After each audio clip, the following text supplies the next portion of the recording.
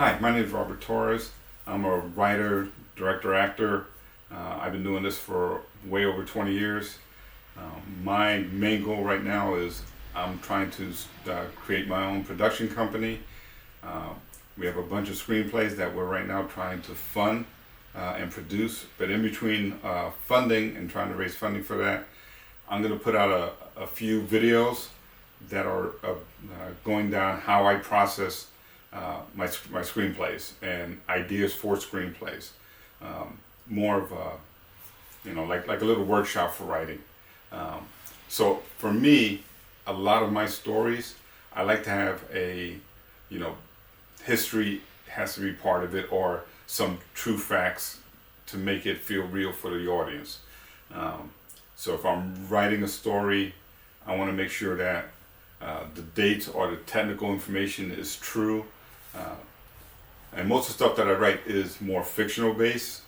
I don't really dabble too much in writing for documentaries or historical pieces, but I will do historical fiction, I will do science fiction. I've actually, for the first time, came up with 3 ideas for a couple of horror films, which I've never really dabbled in the past with. So I'll go down those, how I came up with concepts, what types of rabbit holes did I go down to get all that data, and then come up with how we put the film together. So my main goal is, once we can raise money for these productions, is we'll show you how we shot everything. We'll have a lot of features for that, and we'll go over the actual script. But for now, this is going to be coming up with concept ideas for a screenplay based on information that I found digging through research. So for this one, we're going to do D.B. Cooper, and we're going to make it a historical fiction, and we're going to fill the gaps in our version of the story of what happened to D.B. Cooper, and put all the little historical pieces in there, so that if someone's watching it, the pieces will make sense, and then from there we'll drag them into our version and our ending of the film. So first things first is, let's get all the research information out there. Right? Everyone knows the story of D.B. Cooper hijacking the plane, asking for a ransom, asking for 4 parachutes, and then allegedly jumping off the plane 15 to 20 minutes after the plane took off, heading toward Mexico before it landed in Reno. So some of the information that we want to establish throughout the film, or especially in the beginning of the film, is going to be that, one, showing DB writing his name on the airline ticket, and originally the B is never there. The B was added later on by either the FBI or the press. That part, we'll leave that. That's not a big major part, but we want to show that it's Dan Cooper getting his ticket. Dan Cooper's the one that gets in the airplane and talks to the stewardess.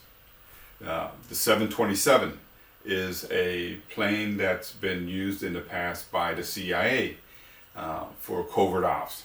You can drop the back of the plane and drop off cargo. It had a lot of special things that they could do with that plane. Most of the pilots at that time, a lot of them came out of the Air Force. So some may have worked on a 727 for covert ops. And we could use all those to piece those all together. Out of the $200,000, around roughly $5,000 was found, or damage and stuff. So all those little pieces we want to establish into the storytelling, and then give a twist to it. Especially now that we now have added the CIA into this part, we know that the plane can be used for different things. Now we'll come up with our story. So for the way that I would write this story and the way that I would interpret this, would start the film off with Dan Cooper going into the airport, getting his ticket and getting onto the plane. Now, as Dan Cooper gets onto the plane, he sits at the back of the plane. He's, we'll show all the correct details. Sitting at the back of the plane, he hands the stewardess the note. She blows it off as if someone's just flirting with her. He pretty much goes back and says, no, you really have to read this note. She reads it. He shows the bomb. She then tells the pilots, and the pilots land the plane. They give Dan the 4 parachutes that he asked for and the money, and then they take off and rear the plane. They depressurize the plane. The rear of the plane opens up, and then that's where we'll cut to a flashback of how Dan got to this point. So we'll put Dan in a foreign country, and we'll tell now the mid part of the story. We're now going to open up where Dan's a spy. Dan's trying to get information out of a country, but his cover's being blown slightly, where he has to figure out how to get out of his country with all this documentation, sneaking into the United States, but now has to figure out how to fake his death so that the foreign adversaries won't go after him. So now we take the story and we build it where Dan's taking, microfiche information, he's taking pictures, he's taking all this documentation, and now he's trying to escape to get out of that country. He's being chased, so we can now turn it into a small action film. So a lot of chase scenes, a lot of him trying to escape, going through certain borders, escaping to certain countries, finally getting into the United States, and now he has to fake his death. So we had the first part of the movie, which is what everyone knows about Dan Cooper. We show that for the first part. Now we come to the second part where he's being chased. He finally gets into the United States, gets on the plane, and then we cut to him getting ready to jump off the plane. Right? 8:15, 8:20, that's when the pilots reported that they noticed turbulence in the back. So we showed Dan jumping on the plane, throwing out some money wrapped up and a parachute. And then Dan just sits there waiting for his watch, watching his watch as the plane travels and changes and starts lowering as they're getting closer to Reno, and jumps when he's in Nevada. The plane lands, FBI raiding the plane, trying to figure out if he's still on there. And we cut to Dan coming out of the woods in Nevada, being greeted by his handler. He hands the CIA agent the rest of what's left of the $200,000 in a bag, and his lighter. Inside his lighter is a camera and all the information that he was trying to spy on. Right? CIA agent hands him his passport, a new passport.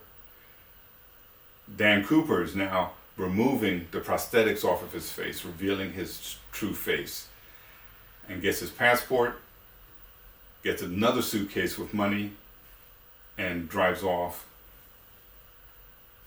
And that'll be how we can end what happened to him, that he is still alive. We could show him in some other community, opening up. For some strange reason, I think a lot of witness protection places always put people in restaurants for some strange reason. But put him inside some type of a restaurant, some type of a thing where he's out in public, but he has a new face. He doesn't even look like the Dan Cooper that we know. And then we end the film with the CIA agent taking the money to the Federal Reserve to be shredded with all the old bills. So now there's no evidence. No one can find it. So it gives a closure to that film of why we can't find the money, why we can't find Dan Cooper, that he was a spy, and that he now has a normal life, or living out a normal life in some suburb or some city somewhere else.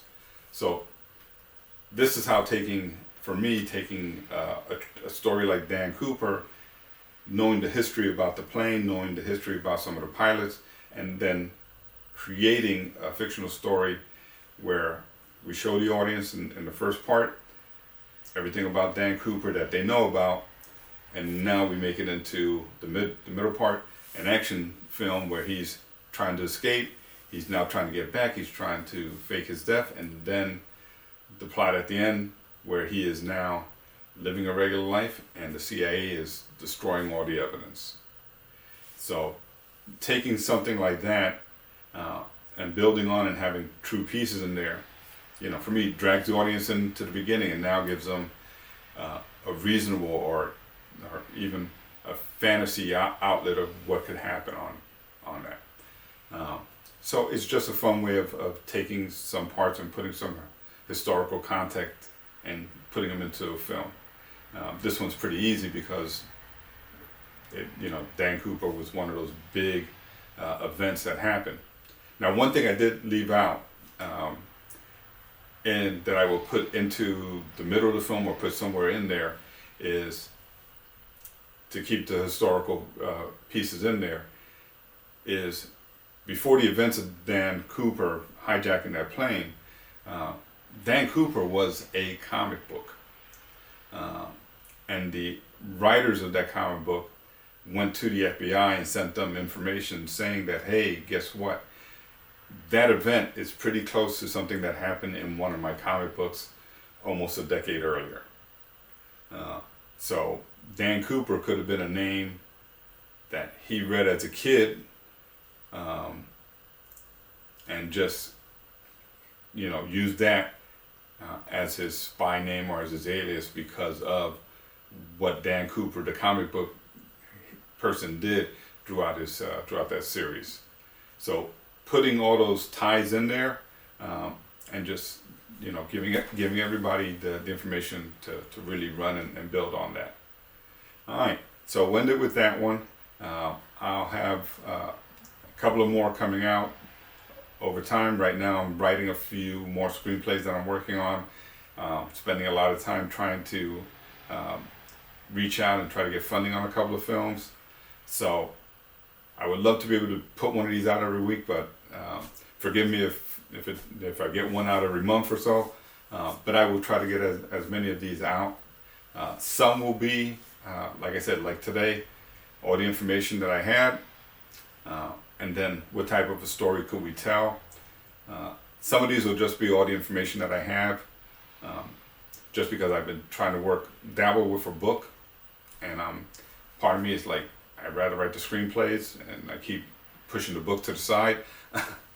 But I may just go through that and give that information out also. So if I have anybody that's watching that likes to write documentaries or like to read that, maybe some of that might help also. All right, I'll leave it at that point. Have a good day. Enjoy the rest of your day. And I'll see you back next time. All right, bye.